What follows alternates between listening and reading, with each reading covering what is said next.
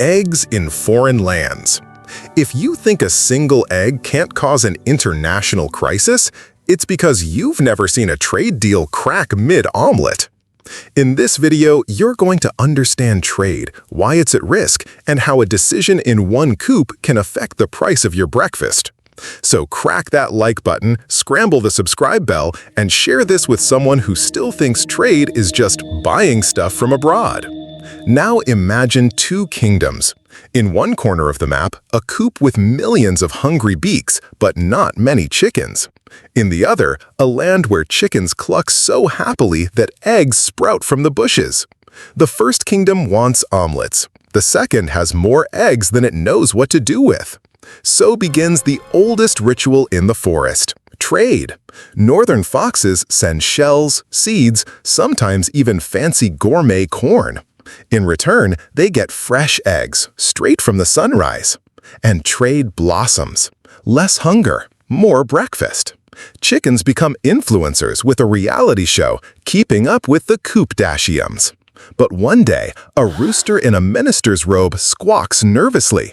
"We're getting too many eggs from outside. It's a threat to our omelet pride." So he proposes a plan. Let's charge more shells for any egg that comes from another coop. We'll call it patriotic pricing. The result? Imported eggs now cost twice as much. Local eggs, though still scarce, rise in price too. Consumers? Furious. Merchants? Bankrupt. Foreign chickens? Confused. What did we do? Our only crime was laying too well. Meanwhile, the market panics, and eggs, once a symbol of abundance, become the center of a yolk-fueled war. The rooster fee. Imagine you order a dozen eggs from a distant land. They're big, shiny, golden-shelled. They taste like triumph. But when they arrive, surprise! A fox in a tie jumps out of the bushes with a notepad. "Sorry, you forgot to pay the rooster fee." What's the rooster fee? It's a little extra charge, a price just for bringing in eggs from the outside. They call it a tariff. And the logic, according to the coop leaders, if importing is more expensive, our local eggs will seem cheaper. Everyone wins. But do they really? When the rooster fee kicks in, imported eggs go up in price. Local producers raise prices too. Competition disappears. Variety vanishes. And the consumer pays gourmet prices for watery omelets. It might look like a smart move for the coop, but to the whole forest, it's like breaking an egg mid-air. Just a mess. Sometimes the tariff doesn't even help local farmers. It mostly helps the big egg giants who know the rules, have all the licenses, and keep their claws in every henhouse.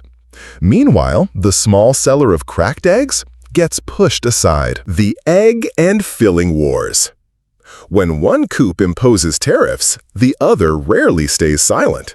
They respond loudly, with the rage of hens whose eggs have been rejected. "Oh yeah? You charge tariffs on our eggs? Fine. Your pancakes are going to cost extra now too." Welcome to trade wars. Or, as they're known here, egg and filling wars. First, it's the eggs. Then the grains. Then the pans the eggs were supposed to be cooked in. Soon, everything is ammunition. Shelves start to empty. Prices rise higher than whipped egg whites. And the small merchants, who just wanted to sell eggs, are caught in a war they didn't sign up for. Worse yet, the hens stop laying. They're anxious, confused. No one wants to lay an egg that might be seized by customs. In the middle of it all, a hopeful alliance emerges. Foxes and chickens trying to bring back peace with a treaty called the Omelet Accord. They try to agree. Lower tariffs, more trade, more omelets for everyone. But every time they're close, a new rule, a new tax, a fresh political squawk ruins it. The war continues. And the consumers? Still paying premium prices for politically scrambled eggs. The great global omelet. Have you ever wondered, where does an omelet really come from? The white comes from a chicken in the rainforest. The yolk from another raised in alpine music retreats. The pan, forged by southern beaver blacksmiths. And the salt, harvested by diplomatic fish in neutral waters. This is the great global omelet, a system where every ingredient crosses borders, feathers, paws, and scales to get to your plate. But what happens if one coop decides to shut its doors? If it says foreign chickens don't understand cure eggs? The yolk gets delayed. The whites cost more. The pan never arrives, and the omelet remains a dream. That's the impact of breaking the supply chain. Not because the forest ran out of eggs, but because someone decided foreign eggs were dangerous. And when that happens, the whole world feels it. Cafes close, pancakes cry, and Sunday brunch turns into just Sunday. Trade, at its best, is a community omelet. Everyone adds a little. Everyone gets a bite. But the moment one fox tries to eat alone, the whole omelet falls apart. When trade breaks the wrong eggs. It all seemed simple at first. Charge more for foreign goods. Boost domestic eggs. Keep breakfast 100% homegrown. But what began as defense became isolation. With fewer foreign eggs, prices climb. With no competition, quality drops. And small local chickens, who also relied on imported tools, are left pecking through bureaucracy. What was meant to protect ends up restricting. Trade, once a bridge, becomes a wall. And who pays the price? Always the hungry. Meanwhile, big global coops adapt. They sign new deals, find new partners, and leave the isolated ones out of the feast. All because someone thought locking the coop and hiding the key in the haystack was smart economics.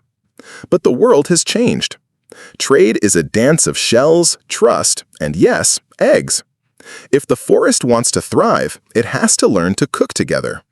In the end, protecting your own egg too much might just leave the whole forest without breakfast.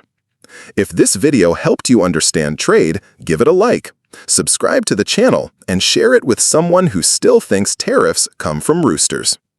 And if you want to keep learning without cracking your head, just eggs, check out one of our next videos. We'll see you next time for another economic story with sunny-side-up wisdom.